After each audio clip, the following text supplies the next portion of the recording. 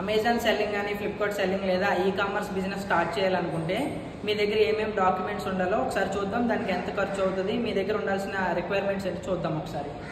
GST ఉండాలి and trade mark ఉండాలి.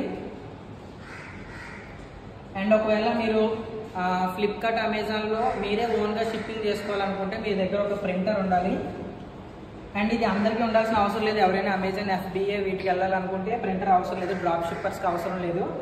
ఒకవేళ మీరు సెల్ఫ్ షిప్పింగ్ చేసుకోవాలనుకుంటే ప్రింటర్ ఉండాలి. సో జిఎస్టీకి అరౌండ్ ఒక 4,000 అవుతుంది.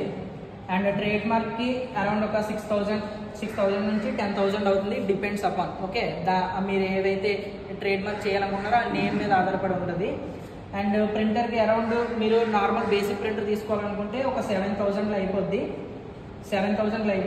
అలా కాకుండా మీకు మంచి ప్రింటర్ కావాలి విత్ ఆల్ ఎక్విప్మెంట్ కూడా, అంటే దానికి కావాల్సిన షిప్పింగ్ లేబుల్స్ వీటితో కలిపితే 15,000 అవుతుంది. అండ్ ప్యాకింగ్ మెటీరియల్ ఉండాలి. ప్యాకింగ్ మెటీరియల్ ప్లస్ సెల్లో టేప్స్ ఇవి ఉండాలి. ఇవి ఉంటే మీరు ఈ-కామర్స్ జర్నీ స్టార్ట్ చేయొచ్చు. సో ఇవి బేసిక్ రిక్వైర్మెంట్స్. అరౌండ్ ఇది ఒక 10,000, ఇది ఒక 15,000, 25,000. And most importantly product sourcing, అంటే ఏదైతే ప్రోడక్ట్ మీరు సేల్ చేయాలనుకుంటున్నారో ఆ ప్రోడక్ట్ కూడా మీరు హోల్సేల్గా తెప్పించాలి కాబట్టి, లేదా మీరు ఓన్గా మ్యానుఫ్యాక్చరింగ్ చేసినా దానికి మెయిన్ ఇన్వెస్ట్మెంట్ అంతా దానికే అవుతుంది.